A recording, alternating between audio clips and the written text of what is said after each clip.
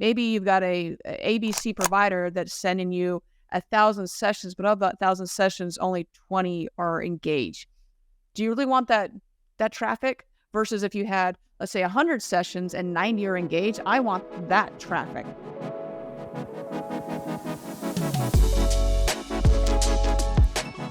Hello, and welcome into another Facts Not Feelings. I am your host, Brooke Furniss, and do you think that you know everything about Google Analytics?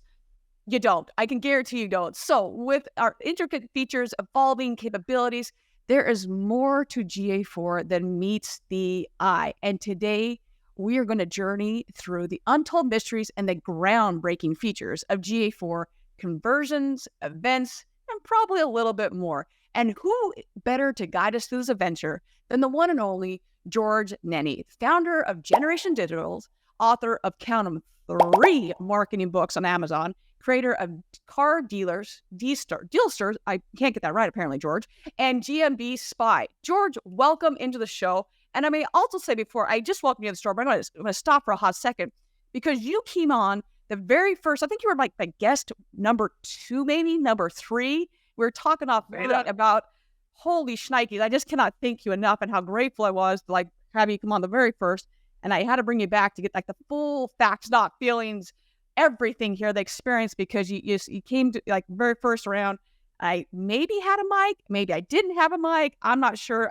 I'm so grateful to bring you back on and to have this amazing conversation about GA4. So just welcome into the show once again, George. Yes, thank you very much, Brooke, and proud of you. You have done so many great interviews, and we follow along and watch your success. And so, yeah, I think we were early in the process.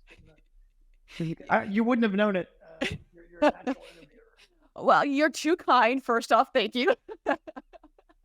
So let's start off the conversation here. So with GA4, it's revolutionized digital analytics and it's made this huge change, especially when it's compared to its predecessor. So how has it done that? I think the promise of GA4 at a really macro level is for people that have combination apps and websites, being able to bring together analytics from an app or from websites or even multiple websites, being able to do cross shopping, so just more sophistication there.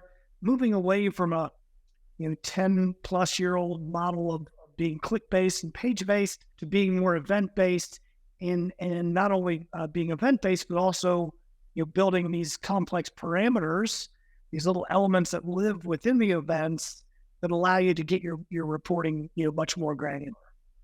I love it. So now you've got businesses that are transitioning from the older Google Analytics, UA, Google Analytics 3, whatever people want to call it, and now they're going to GA4.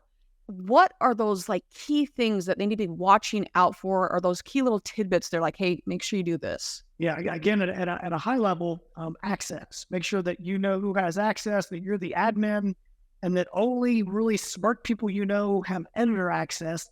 The fewer, the better. And that anybody else has read-only access so they can't damage your account, because in GA4, we're all working in the same instance. There's no views as there was in GA3, and so you get somebody in there who doesn't know what they're doing, and they'll wreck the reporting for that month until you discover it, and then you take away their permission. So be very careful, and if in doubt, just give someone read-only access. Yes, we were talking offline just about this, that how important it is with UA. I know that I would, so I'm going to just assume that you would go in as well, and you would see that there'd be like 10 people, 20 people with admin access. You'd have another 30 with edit access. And it's a little bit different, and I say little, which means huge difference with GA4, where edit access, you can just turn on anything you want. And so if someone just turns it on, it really does wreck that reporting. So it is really, really key that you lock that down. So I'm really glad that you brought that up. Let's change and shift here a little bit. Where GA4 it's really user-focused and user-centric focused on the data. What does this mean for marketers? There are, and that's a great point, there is a much bigger division between users and sessions in GA4. And even the reporting itself, there's user acquisition and traffic acquisition. From our perspective, we are primarily running traffic reports, meaning that the channel, the campaign, the source medium would all start with session. So session, source medium, session channel, session campaign, as opposed to the user reports that would all start with first user, source medium, first user, session. And the reason we're focusing on session reports is because that's the best way to match your data to previous data, to GA3. Because in the GA3 world, everything was session. It was all session reporting. And so that's one thing to keep your eye out for. There are times, I mean, essentially user reports are basically first click, and then session reports are last click. So there's times when you want to know first click, who's the best source to send me traffic that's not been to my site before, that ends up converting through that channel or through another channel. Typically for car dealers, that's two sources. That'd be OEM traffic, like ramtrucks.com and jeep.com, or third-party classified. So cars.com, autotrader.com, and so on. And so it definitely breaks those apart, making sure you know which reports you're looking at, which fields you're using. We'll make sure you're getting the most accurate picture. Yes, I'm glad that you brought the third party. I actually was running into this where I go, man, I'm just having a rough time finding it was a third party provider traffic. One was definitely thresholding, which we'll get to. But even when I took that off, I go, I'm having an issue still trying to find it. And someone goes, have you changed it from user to traffic? And I just go, well, that shouldn't matter because it's still the first way they're coming in is from there. And they go, just change it. Now it still didn't work. It was just it's because of it's still in its infancies. We're still having some issues trying to find it. But he goes, what I'm seeing is we're seeing a lot of our traffic from third parties fall instead of user traffic is coming under traffic into the last point. I go session, into the session. I go, interesting. So now every time I look at third party, I'm going both user and session to try to see where it's falling. And to his point, I am seeing a very large difference in not all say large, but there is a discrepancy in the two, even though when they're on, let's say, AutoTrader, and that's where they started and they're coming to the website, that should look like that. But it's interesting how it is reporting. So for those who are out there, if you're not seeing it, one, check on thresholding, which we'll get to in a little bit. But the next thing is see if it's under there because it may be under there. So this kind of leads into my next question of are there any counterintuitive insights we can derive from GA4's conversion event tracking? Counterintuitive mean like it just doesn't make sense to us. We don't understand it. Yeah, or it might be also a false negative, maybe even. I mean, there seems to be a lot more direct traffic, so where we don't have attribution, we don't have UTM tagging at all. So that percentage seems higher. There's some reports of some vendors maybe sending duplicate page views. There may be some goofiness going on there. So make sure you understand where your measurement ID is and what's firing into that. But for the most part, we've benchmarked it for customers that we as we mentioned use Looker Studio, Data Studio, and bring all the GA4 data into Data Studio. And we did that prior with GA3. So for us, we want to compare and say, hey, organic sessions, in July, let's measure that in GA3 and GA4. And for the most part, they're pretty close. Conversions will vary.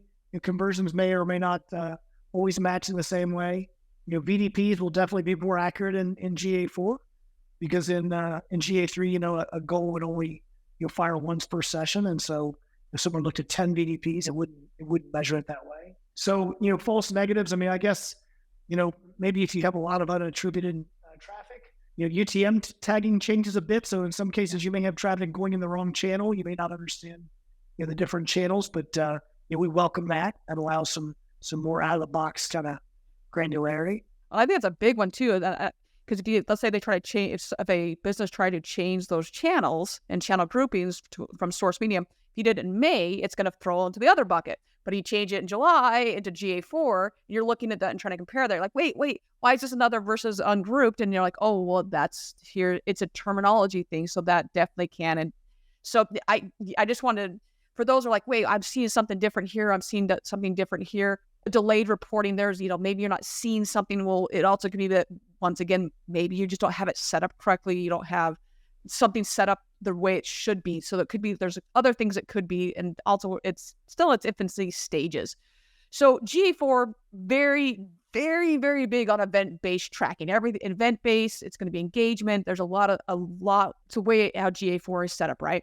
So any tips on data structuring to get the best insights? Well, UTM tagging, you need to switch over and use the new GA4 UTM tagging. And essentially, the big change is around social. So in the past, when you UTM tagged for Facebook, you might do source Facebook, medium social, and that would put it into the social channel.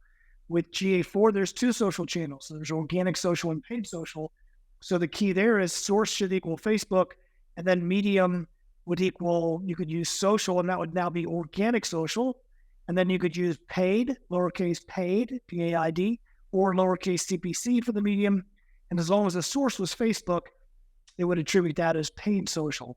So those are some nice ways to break that out. And again, back to reporting for people who are watching this saying, gosh, I'm already confused. I don't know where to begin.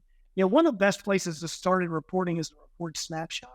It doesn't sound like much. The GA3 snapshots were okay. They never really wowed me much, but I'll be honest, it's one of the best places to start and just go through every single little panel. And there'll be panels that will have questions and say, where do my new users come from? You're like, okay, that's an important question. And it'll show you kind of a widget, a list of those. If you click on the bottom for more information, where does it take you? User acquisition reports. And so that's a good way to teach yourself. And it actually takes you deep into the reporting menu. So you'll be able to see and say, oh, okay, when I need to answer that question, that's where I go. Go back to the reporting snapshot, and it will say, who sends me the most volume of traffic? Forget about, first introducing them. Who just sends me the most volume? You click on that. Where do you go? The traffic reports. And so if you do that enough time, it really helped educate me to say, here's where I go to answer this question. Since that's really what we're using analytics is to make decisions on the business, make decisions on the advertising, and get answers to questions. And so you just need to know, where do I go for that answer? And so often is that I know that I personally do this a lot. It's like, oh, I want to find that same exact report, or I want to find that same thing. And some things you can still find in GA4. Some things aren't there, but really just getting in and saying, okay, where do I click to find XYZ? So whether it's, oh, I want the source media report, you can still find that. You can still find that. Whether you're going into users, whether you're going to wherever you're going, you can still find that. And then for me, what I really like is being able to go and the search tool. You find things so much quicker. Just quickly go in the magnifying glass. You want to see all the ASC events. If you want to see just a page, whatever it is, just quickly find things is so much quicker. That's one thing I personally love is before you're like, you got to throw in a secondary. There was a lot more clicks to find what you wanted. So when it is working correctly, I love that. So to your report, what you just said earlier, can you share a real world example where GA4 conversion events tracking was a game changer, or a report that you're finding that's, hey, this is really, really valuable for a dealership, for a marketer, and more or less just helping our audience? Yes. So for us, the GA4 reports that have been the most kind of, I don't know, jaw-dropping is the right way to phrase it, but just have been extremely revealing and open up the opportunity for future reports is just the ASC standards themselves and the underlying parameters. And so what that means is, these ASC events all have standard naming convention, and that makes setup easier, and that makes switching vendors easier for the dealer. But also beneath these events, so let's use a form submission event, for instance, for sales. We may have a form submission, and underneath that form submission, there's a number of parameters that would be able to grab any element from the vehicle detail page, the VDP, things like year, make, model, engine, new or used, certified, the color of the vehicle, perhaps, really any on-page information, or even things that are hidden from the user. First seen date for that vehicle, how old is that piece of inventory? And so now, instead of just looking at my lead forms and broken out by paid search, organic search, I can say paid search, service versus sales versus used cars, certified cars. How many leads did I get last month on vehicles older than 45 days? Being able to, that type of reporting just didn't exist in GA3. And so that, the taking advantage of those parameters is, very exciting. And one more quick example, Brian Pash shared this at NADA this year during his talk on GA4 and the ASC standards. And it's just a great example that I've used a number of times. If you had a phone tracking provider like Marchex or Call Review or Car Wars, and they were firing a dynamic number insertion, DNI events in your GA4, they would be able to have a phone call come in. And of course, they could write an event to that phone call, but they wouldn't right away. They would go ahead and let the phone call complete. They would do an automatic listener. They determine if the service, sales, what department it is. And then when they determine that, they write that event and say, hey, this is a phone call for service versus sales.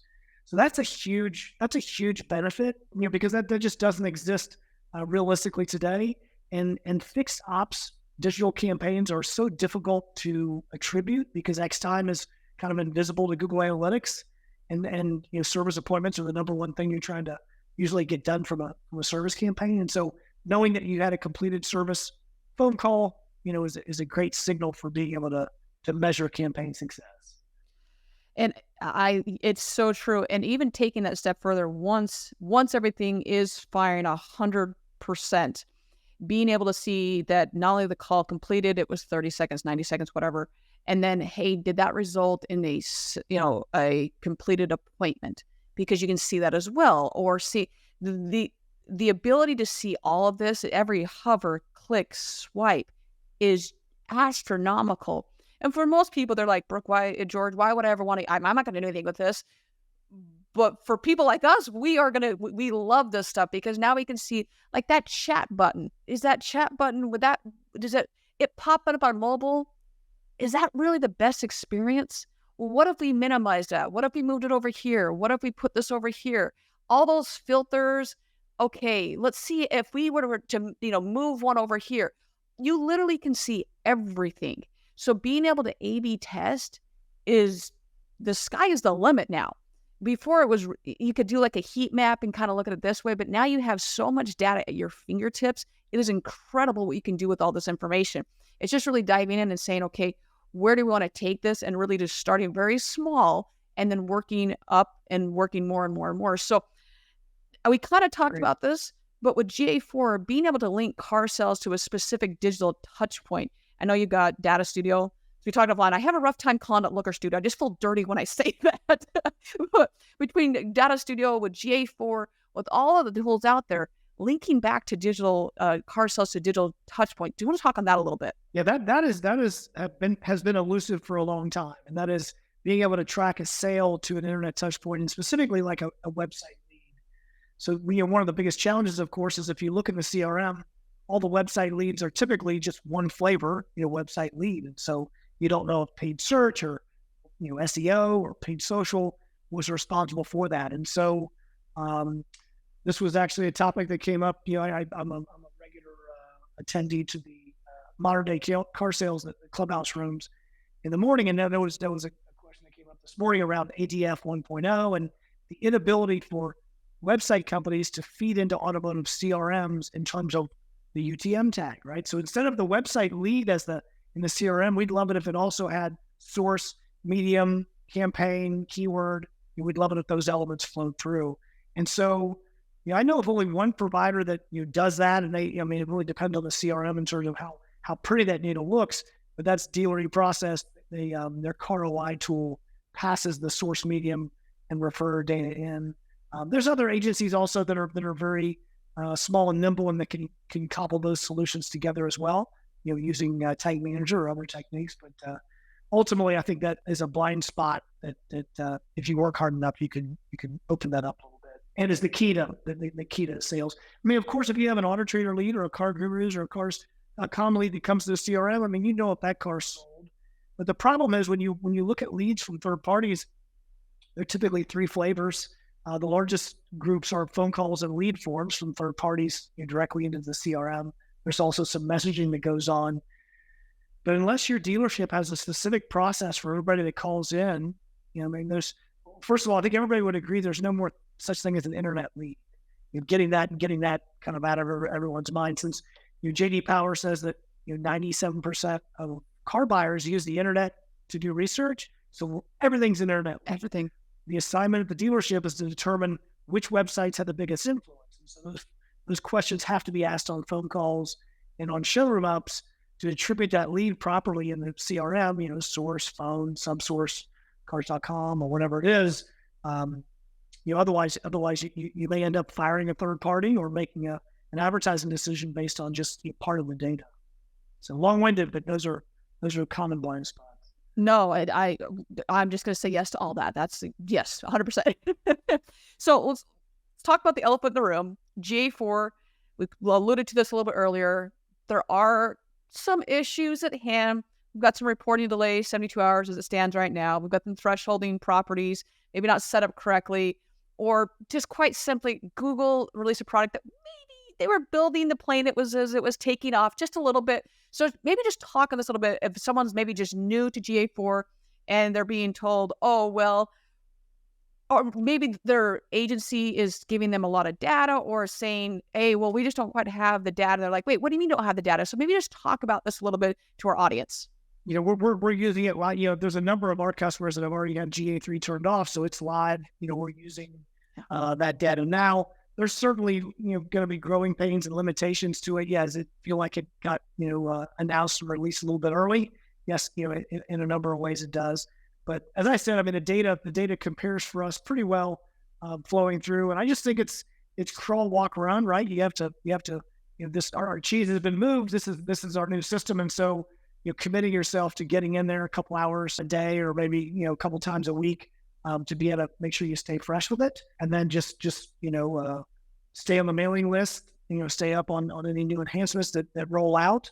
Yeah, I mean it's just a sort of a overall commitment to a new platform that we soon won't have any choice to go back to the old one. And with that, I mean, because there is it's a bit of a steep learning curve.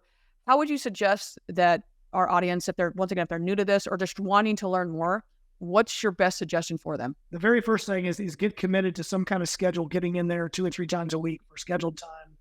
It's like I use the example often, familiar neighborhoods. So if you move your home and you move into one of these new giant neighborhoods, you might even use Google Maps to get home the first day after work because you just don't know the neighborhood very well. After 2 weeks, that's not the case, right? You know how to navigate very well. It's the same thing with software. You have to be committed and get in there on a regular basis and observe it. The reporting snapshot is a great place to start. I can tell you that, a year ago, March, when I was really, writing the book and diving in and just trying to immerse myself into everything GA4, that really helped me to kind of, in my mind, understand all the new channels. The new dimensions, new channels, and make sure that all flowed. That's how I would begin. I mean, I would start the report snapshot, and from there, if you go in the reports menu and you go in the traffic reports, it's going to start with kind of an overview, kind of a snapshot. Just stare at it, look at it. It's not going to be that difficult. There's drop downs. The default will always be channel, so it will show you all your channels. But you could hit that little black triangle, and you can change that to source medium, or you can change that to campaign. And again, we talked about this before with all the dimensions, and dimensions are things like channels, source medium, that's dimension, campaign, that's a dimension. All of those now have 2 flavors. They have session and they have first user. You also sometimes find ones without any. Okay, so avoid those. Those are for the app side of GA4. So you really want to, my advice is stick with session. It has to have a prefix of session source medium, and then just look at that, look at that report. You can still add a secondary dimension just like you did in the universal. It may just look a little different. The date range, changing date ranges is also a little bit different, in some ways better. Just dive in and start getting used to it. Ultimately, when you're using analytics products, whether it's GA3, GA4, Adobe, who knows what, you're looking at traffic, right? You're looking at shoppers that are coming in the site. You're rewarding traffic that engages, traffic that seems to really look like a shopper, people that go deep, multiple pages, engage with tools, convert. Of course, we love conversions. We know that at best, only 5% of all of our traffic will convert. So we have to be obsessed with being able to take that other 95 and separate the shoppers from the bots, from the low quality traffic, And so that's what we're looking for, right? If someone says they're going to send us 10,000 new visitors next month, we would say we have no interest. But we do have interest in 500 shoppers, and we want to be able to know and qualify that we know a shopper from a non, and drive, conversions, of course, as much as we can. I love it. So you've got a GM or we'll go GM here, and they go in and they're like, wait, I don't even have GA4 set up at this point. Maybe their agency is newer, or there's been a buy sell or something along those lines. What is your suggestion to them to get the ball rolling on this? Yep, good question. So and so with this, we're not on the screen share, but just we're in this stuff every day. You go down to the admin menu in GA4 with the little gear, and you go up to your middle column. It'll say data stream. Click on that. Click on it again. You drill down to your data stream and make sure data is flowing. You're going to get your little G number there. If you drill down enough, you're going to get this thing called a measurement ID. When you get it, copy it, put it somewhere safe. That's good. That's like the social security number for your GA4, and you'll need to share that with vendors. If you reach out to CarNow and say, look, I need to have my CarNow chat events firing. They'll ask you for that G number, and so you'll put that in. Also on that same page, on that same stream page, you'll see an option for creating an API secret. Sounds complicated to me. It's really not, but it has a complicated name. So API secret, you'll need one for each of your vendors. And so if that's CarNow, you'd go in and you'd make an API secret. It's just going to be this super long hexadecimal kind of alphanumeric string. You'll name it CarNow's API secret, hooray. And then you'll send that to CarNow along with your G number, and they'll get your events fired. Right? So that's kind of the mechanics of what you're trying to do. Is you want to first make sure that my data is flowing, and then go to my vendors. And the vendors would be anybody that plugs into a website, right? So does my agency who runs my paid search, do they need to fire events in the GA4? No, they really should have very little to do there in most cases. Really, it's the plugins, chat, messaging, right? CarNow, ActiveEngage, Gubagoo, digital retailing, AutoFi, Roadster, trade tools, Trade Pending, Edmunds. Those are all going to have to fire events that then will be tracked, in your GA4. So that'd be the first thing. Once I got that data flowing, I would then go down to my gear icon and I would choose events. Okay, that middle column, you're going to choose events and inspect those events. Go through and look at them. Do you see any ASC events firing? If you do, okay, now things are rolling, right? You've not only got data flowing, but you've got some or all your vendors firing these ASC events, and they'll all sort of start with that ASC underscore. And then you could start measuring. Be very careful. Don't slide anything over to blue that you're not completely confident with. Get with your website provider. A lot of the website providers have really expert teams that are going out there and engaging with their dealers on setup. So use them, to your advantage, and just take lots of notes and follow lots of smart people. And there's plenty of great content out there, to keep learning. Yeah, and if taking it one step further, there's the custom dimensions. So there's a lot of terms that are being thrown out. We've got events, we have conversions, it's custom definitions. I feel like they keep changing names on us. And that's the other thing. And if you're unaware, like, hey, how do I set those up? So you can also automotive standard cancel. You can go there. You can download a bunch of that stuff as well. You can go there and download and literally you can copy and paste it. Like, just go in there and download it and have at it. But that's also, and if you're a group and you're like, wait, so if I have dealer eProcess, I have dealer Inspire, they work for all of them. Like dealer process, they're just going to automatically send it through anyways. But if you have a dealer on and you've got dealer.com, you can just take them and put them in there, because without those custom definitions, you're not going to have the robust reporting that you need. Or if you have a website provider that's like, oh, well, we created the property for you, you can use it. Please make your own. It's just, you really need to have your own that you can work out of and that you have full control of that. So that then also decide, okay, what is going to be the property, kind of like a view that you have your own view, but because they're no longer there, is that, hey, now we're going to work off of this property and this is going to be the end all be all. But ad agency says, hey, we're going to make one too. That's great. If they want to make that and not work out of yours, that's their decision. Just make sure you know which one is your clean property out of which you're going to work. And I'm sure that you can probably speak to this as well. Yes. Yeah, if there's multiple, make sure you're the admin. If you can't become the admin, then yes, start an additional property. And when you log into those, don't log into it with a person's name. Take your dealership and just say, Nenni Chevrolet Analytics at gmail.com. Just create a generic Gmail that you can be able to share those logins. If you have an employee leave, you don't lose the logins to your Google Analytics. Do the same thing for your Google Business Profile. All your major accounts that you have to have a primary admin login, make sure that you've got kind of a static dealership Gmail account for that. Yes. Yes. So back to reporting a little bit, if you're a dealership and you're trying to differentiate and track between a casual website visitor that's just like looking around versus a serious potential buyer, what's some advice for our viewers? Yes, good question. So with GA4, all of our familiar metrics like bounce rate, session duration, pages per session go away, and they're replaced with one metric called engaged session, or even more importantly, engagement rate, which is the engaged sessions divided by total sessions. Okay. So what is engagement? What is this measurement that they're offering? It has three elements, and these are ORs. So stayed 10 seconds, or looked at more than one page, or had a conversion event. So if any one of those things happen, that's an engaged session. So the last one, a conversion event, well, that makes sense, right? So all conversions will definitely automatically be an engaged session. So that makes sense. And then 2 pages or 10 seconds. So that's a higher bar than bounce rate. Bounce rate is currently any multi-page session or an event fired. Okay. And so with GA4, that's a conversion event. So that's going to be a little bit higher bar. Some people viewing this may say, no, George, you're wrong. Bounce rate, they reintroduced. There is bounce rate. It's just the inversion of engagement rate. So it's kind of a phony metric that Google, I think, rolled out because everybody complained that they love their bounce rate. And you can still use it, but honestly, the industry is going to be using engagement rate. Yeah. And it sounds like around 70% is where good starts. Social may be different. Paid Facebook campaigns don't engage the same way organic search does. So you create your own benchmarks per channel, but engagement rate would be the right way. There's also another metric that we're playing around with in Looker. It's called user engagement time. It's measured in milliseconds, and it is the amount of seconds on average that users by channel or by source medium engaged with the page or engaged with the site.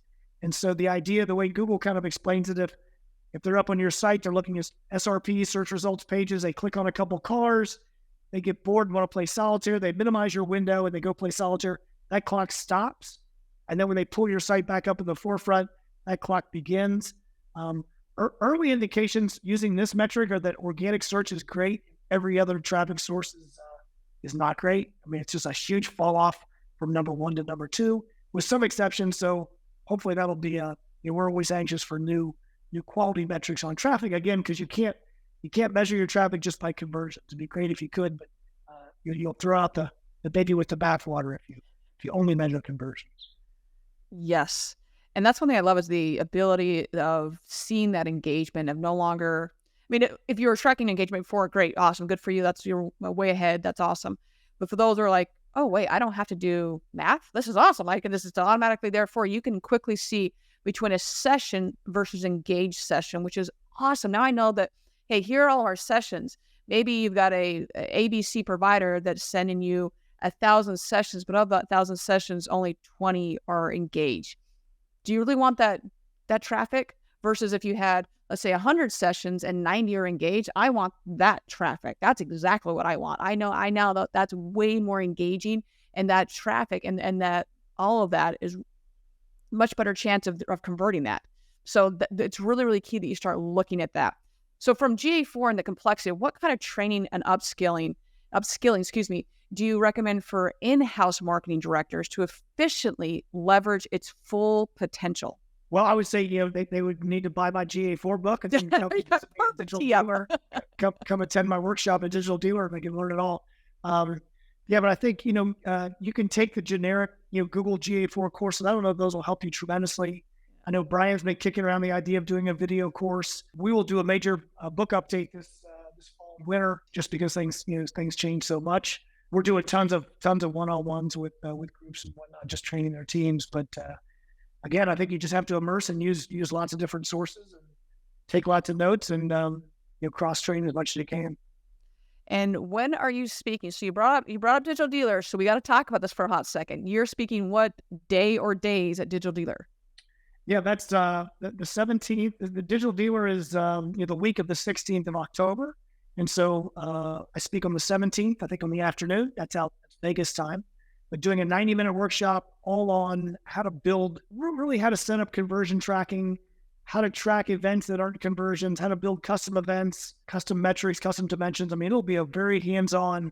You will leave that session completely understanding the way to really implement the ASC standards. You get a little workbook along the way to help follow and take notes and memorialize it. But this should help a lot of folks. I remember in Tampa, I was meeting with someone and I came in late to your session, and there were all these papers and everyone had their laptops open. So you definitely do not want to miss his session. I mean, he's George, so why would you miss his session? Number one. Number two is the amount of knowledge that comes in. You always have some takeaway, not just one from a knowledge standpoint, but you always have actual things to take away. I'm like, hey, open up, and it's like a pull out boot camp, which I always enjoy, because it's one thing to see it, and even as we're talking, like you said, it's not we don't have webinar things going on right now, but you're able to actually get in and see it. Because once you actually, and as we were had you fill out things beforehand. You're like, show me, don't tell me, show me. And actually being able to see how things are done, completely different, especially with GA4, because it is so different. And it's just knowing where to click, and things do flow differently. And there's some hiccups along the way, yes. But being able to know, okay, this was here. Oh crap, it moves. So you have to always continuously be in there and showing and getting in there and seeing how it's done. So being at this session is kind of a no-brainer. Like, it really is. I know I'm going to be there for sure. So you got to be there. Got to be there. Good. Yes, bring laptops, have them open, and we had dealers, we had vendors, we had agencies, tier 1, tier 2, lots of folks and great for them, right? They really want to go out and educate their dealers. They want to make sure that they're implementing correctly, and so I think the more people that have the knowledge, the better. Okay, so you're in GA4 a lot. I got to know, what is I would say, like, your favorite report? I know we talked about report snapshot. So take it one step further. What's your favorite report in GA4 as it stands right now? Probably, it'd be boring to most people. It'd probably be just tracking conversions over time, just because it's just been such a moving target, and just trying to make sure that everybody's set up properly. But looking at those and making sure that those conversion rates, we really obsess on conversions by method, meaning like what's your click to call conversion rate versus form, because then we can benchmark those with other dealers and find problems with websites and say, look, why is your form conversion rate so low? Is there some issue, or is there some wall that's keeping folks from filling out those forms? So I mean, that's kind of joking, but explorations. I build a lot of explorations, and I feel like I've gotten pretty fast at it. That is the keys to reporting for anybody using GA4. You can't hurt anything. You can't break anything. Go in there, play with the examples. They automatically save, so you never lose your work. So explorations are where I put that time. I love it. George, it has been such a pleasure talking to you, learning from you. Any other bullet point that we missed in this discussion? I think that is it. I think I think the good news is that hopefully they won't change for another 10 or 12 years, and so Google Analytics 5 will be after maybe some of us are retired. Fingers crossed on that one, man. I don't think I can go through this again. Like, we went through UA, and then we're going through this. So I'm like, I don't think I can do this again. I don't think there's enough alcohol to go through this again. I'm pretty sure. So I don't think I can do this one. All right, so we are at that time of the show where we've got to jump into the lightning round with George. So for those that are watching, you can see George's personalized link here. But for those that are listening, how can they get in touch with you? How can they find you? Just search my name on Google. So I should be every result you get. It's a unique name, but that's the best way. And my website's generationsdigital.com, which is a mouthful. But if you search for my name, you'll find that, or search for my name on Amazon as well, and you'll find all the books. And reach out. We'd love to help in any way I can. Yes, and definitely check out his books as well, because they will be a lifesaver for you all. I guarantee it. So, all right. So, name of the show is Facts Not Feelings. So, whether it's in your personal life or your professional life, how are you distinguishing between facts, not feelings? For me, facts are very data based. I've got a piece of data that says exactly this, and then feelings are the conclusions or even just your intuition around that. It feels like a lot of things involving people and involving work relationships and personal relationships are always about feelings, and you got to trust your gut, because there's all these inputs that are going on that you're probably not even aware of those happening, that gives you that instinct. And I think in most cases trust your instincts. I always think that's a great quality of leaders or anybody really in business or not, that has really good instincts. Like they have good hunches, they have good intuition. And so, the feelings is definitely a part of that for me. I love it. So we definitely had to mix up the questions because you've been on before. So I'm going to go a different direction than some of the normal questions. What is something that most people wouldn't know about you? Wouldn't know about me? I don't know. I played the rock band in college. Probably some people. I always loved doing the karaoke's at Digital Dealer and any other event where Sean and Arnold and Joe Webb will have karaoke, so I can bring out my inner college 80 alternative band feelings. But that's probably it. Gave it all up for to help dealers in automotive and love this business. And that's a tough one, Steve Wrestler and you or automotive. It's a tough one, man. I get it. I get it. So, We need a band. We've talked about it, but there is enough talent to have a band at some event. We just have to have somebody who can, there's drummers and guitarists. And, who is it? Joe Dallas at Treat Pendings, a super accomplished guitarist. Plenty of singers. We just need some, get a automotive. Larry Feldman has an entire band. Do you know Larry Feldman with Career Changers? Yeah, he's got an entire band. So I mean, this can be done. We could have an entire automotive band at this point. So I think we're onto something here. So instead of karaoke, if you're listening, instead of karaoke, let's do live band. Dave Letterman, Paul Schaefer. I think we're onto something here, George. I think we're onto something.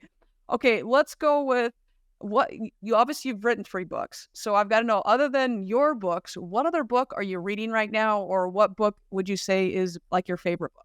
Favorite business book would probably be The Leadership Pipeline. It's more of an academic book. It really talks about all the different levels in an organization and the skills it takes to move from one level to another. I love Good to Great by Jim Collins. That's getting to be a dated book, but the principles in there are great principles if you're starting your own business. I feel like in terms of what companies should be about. Anything by Patrick Lencioni. I mean, love those quick story books where you get a good conclusion afterwards. Love it. Helpful. If anyone hasn't read these, go read them. I mean, come on, he's got something. Not only is he a founder, he's written books, and he has been in a rock band. I mean, come on, seriously, why would you not want to read these books right now? All right, George. Thank you so much. It has been such a pleasure catching up with you. Yet again, I love anytime I get to talk with you, I always learn so much from you. And everyone, I know you have a choice to listen and consume podcasts or content wherever you choose. And I so appreciate you taking the time to listen and to learn from both George, and I know that I did for sure. But with that, everyone, find a way to serve today. Find a way to help and somehow be the joy in someone's life today, whether that is serving someone, whether that's opening a door, or just a kind smile. And with that, everyone, we will see everybody next week.